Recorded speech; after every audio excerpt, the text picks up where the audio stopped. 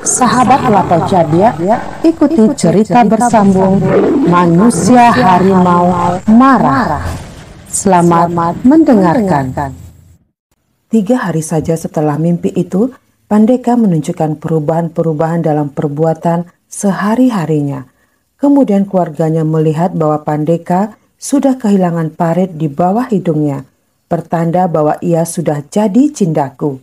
Ketika pada suatu hari ia pergi ke alahan panjang, mendadak di tengah orang ramai ia berubah jadi harimau. Ia dibunuh oleh orang banyak, tewas, tetapi tubuhnya tidak kembali jadi manusia.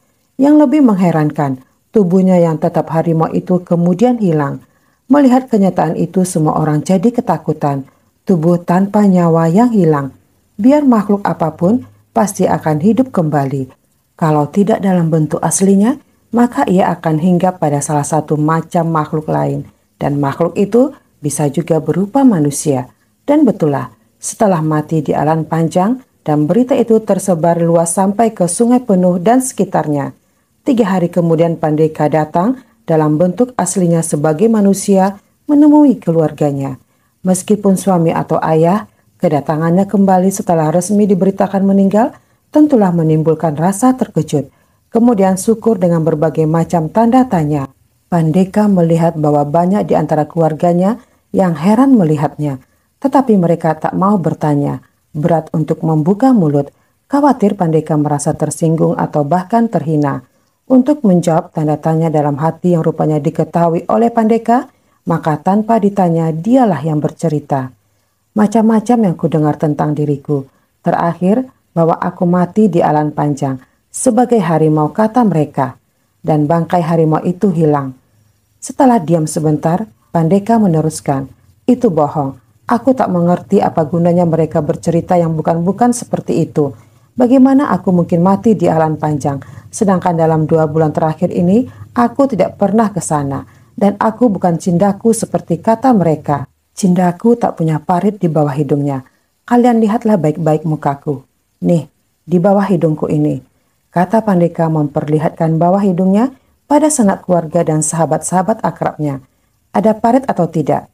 Kalau aku yang macam ini dikatakan cindaku, maka kalian semua juga cindaku, sebab aku tidak punya perbedaan dengan kalian. Sabrina yang mendengar cerita Datuk dan Kunyang pun jadi heran, tak mengerti. Jalan cerita itu begitu rumit, bagaimana yang sebenarnya ia tak tahu. Aku juga tidak tahu bagaimana yang sebenarnya, kata Datuk dan Kunyang, tanpa menunggu pertanyaan Sabrina. Tetapi bahwa Pandeka pernah tak punya parit setelah ia dilukai oleh harimau betina itu, hampir semua orang di Sungai Penuh tahu. Ayah dan pamanmu Sultan Mandiangin juga mengetahui, kata Datuk dan Kunyang. Inyak kenal juga dengan pamanku? Tanya Sabrina. Ya, kenal-kenal begitulah. Beliau tidak mengenal diriku. Boleh aku mengajukan sebuah pertanyaan lagi? Tanya Sabrina. Tentang Erwin. Kau tunggu saja waktunya. Waktu apa, Nyak? Ya, apa yang kau nantikan dari dia? Apakah dia membenci diriku? Tanya Sabrina. Itu sudah terang tidak. Bukankah dia datang menyelamatkanmu pada detik yang amat genting bagi keselamatanmu? Aku sayang sekali padanya, kata Sabrina memancing. Bagus, pantas menyayangi dia. Dia orang baik, tetapi miskin. Aku tidak ingin yang kaya, kata Sabrina. Ia sudah tak malu-malu secara tak langsung mengatakan bahwa ia cinta pada manusia harimau itu. Di dunia ini kekayaan harta banyak gunanya, kata Datuk nan Kunyang. Lebih-lebih di waktu kini, dari kuburanku, kulihat bagaimana serakahnya banyak manusia sekarang dan bagaimana kebanyakan orang menilai derajat seseorang dari harta kekayaan yang dimilikinya. Kebanyakan orang sudah bersifat sangat materialistis. Bukankah begitu istilahnya sekarang? Ya, tapi harta saja tidak bisa membuat seseorang bahagia. Debat Sabrina. Tak usahlah kita bicarakan hal itu. Tergantung pada selera masing-masing saja. Banyak gadis sekarang mengutamakan yang punya banyak duit. Inyak, kata Sabrina karena semua pancingannya tidak atau kurang mengena. Bang Erwin tidak pernah mengatakan sayang padaku. Apakah itu perlu? Apakah menurut Inyak itu tidak perlu?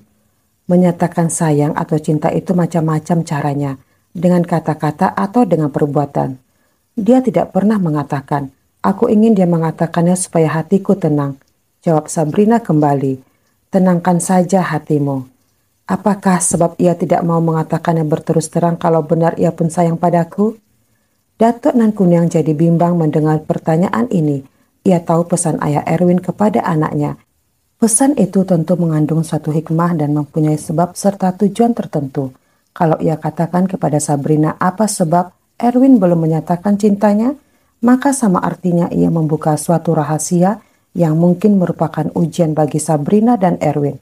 Maka tanpa ragu-ragu lagi, Datuk Nan Kuniang menerangkan bahwa hal itu tidak diketahuinya.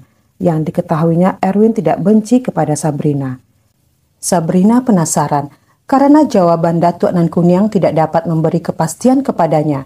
Orang sayang saja belum tentu berarti ia mencintai. Dalam kata cinta tercakup sayang, tetapi sayang saja belum berarti mencintai, apalagi tidak benci. Orang bisa saja tidak membenci seseorang, tetapi itu sama sekali tidak bermakna bahwa ia menyukai apalagi mencintai orang itu. Orang yang bangkit kembali dari kuburnya itu sangat mengetahui bahwa Sabrina tidak puas dengan jawabannya, tetapi ia harus membiarkannya begitu sebagai ujian yang mungkin dimaksud oleh Jalubuk. Akhirnya Datuk Nan Kuniang mengatakan bahwa ia sudah cukup lama di situ dan mohon diri. Gadis yang baru habis ketakutan dan dibebaskan dari malapetaka itu tampak jadi khawatir kembali. Siapa tahu babi itu nanti datang kembali untuk membalas sakit hatinya. Tidak ada manusia yang bisa hidup bebas dari segala ketakutan di dunia ini, kata Datuk Nan Kuniang, termasuk orang terkaya atau merasa dirinya terkuat atau terhebat di permukaan dunia ini, di negara mana saja. Raksasa pun akan hanyut ditelan banjir atau dilanda taupan. Orang terkuat dan terkaya pun bisa sakit dan pasti mati, manakala sudah datang saatnya.